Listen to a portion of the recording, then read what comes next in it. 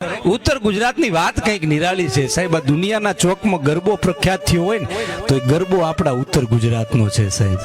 ભગવતી અંબાજીના ચાચર ચોકને યાદ કરો, આ બાજુ ભગવતી બહુચરને યાદ કરો, પાવાગઢમાં બેઠેલી ભગવતી મહાકાળીને યાદ કરો ને। આ તો ક્યાંક ને ક્યાંક ખોટ શું પડી છે, ક્યાંક એવા લેખકો ન મળ્યા, ક્યાંક એવા કલાકારો ન મળ્યા। ઉત્તર ગુજરાતનો ઇતિહાસ હતો ને માત્ર પુસ્તકોમાં ધરતીમાં દટાયેલો રહી ગયો। આ બાજુ પાટણની ગાદી જોવો ને, કચ્છ સૌરાષ્ટ્ર, આ તો બધું પાટણને કર ભરતું સાહેબ। અને કચ્છ ને સૌરાષ્ટ્ર નહીં, છેક આ બાજુ મુંબઈ, ગોવા, કેરળ, કર્ણાટક, મધ્યપ્રદેશ સુધી આ પાટણની ગાદી એટલે ગુજરાત ને ગુજરાત એટલે પાટણ।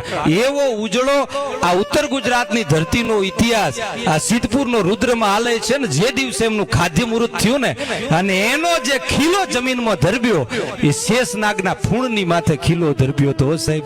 આ એ પવિત્ર ધરતી છે।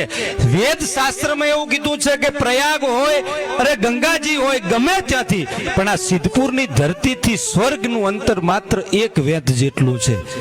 આ સિદ્ધપુર નું બિંદુ સરોવર છે ને સાહેબ, એ માત્ર બિંદુ સરોવર નથી, સિદ્ધપુર છે એ આખા જગતના સમગ્ર વિશ્વનું આધાર બિંદુ છે।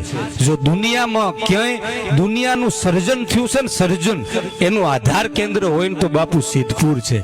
બ્રહ્માના માનસ પુત્ર કદર્પ ઋષિથી માંડી અને એમના પુત્રીઓથી માંડી એ સાત પુત્રીઓનું જ્યારે વિવાહ થાય ને, લગ્ન, એમાંથી આખી દુનિયાની ઉત્પત્તિ થઈ, એમાં 7 ખંડની રચના થઈ। વસુધૈવ કુટુંબકમ આપણા શાસ્ત્ર જ્યારે વેદ કહે છે ને, પણ એની ઉત્પત્તિ આ સિદ્ધપુરમાંથી છે।